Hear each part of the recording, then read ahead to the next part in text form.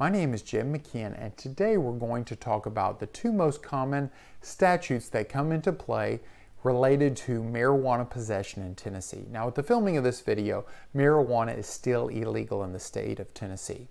According to Tennessee Code Annotated 39-17-418 and 39-17-425, those are the two statutes that come into play the most in regard to marijuana possession. The first one is simple possession or casual exchange. That is actually possessing the marijuana.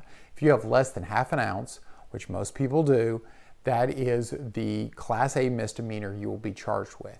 Now, the sister statute to that is 425, which is drug paraphernalia or activities.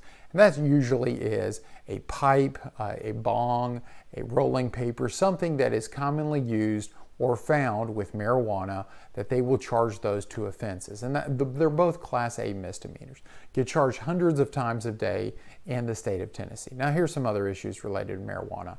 Are there drug trafficking statutes in Tennessee? No, that's mainly a federal thing, drug trafficking. And usually across state lines, they're not as worried about that. It's more into the country. If you get found in the state of Tennessee bringing drugs in, they're just going to charge you with possession. Now, if it's more than half an ounce of marijuana in your possession, you will get charged with higher offenses. But those are the two most common type of offenses: simple possession and drug paraphernalia.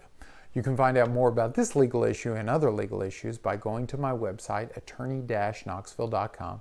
You can find me on Facebook and Twitter. You can also view my other YouTube videos.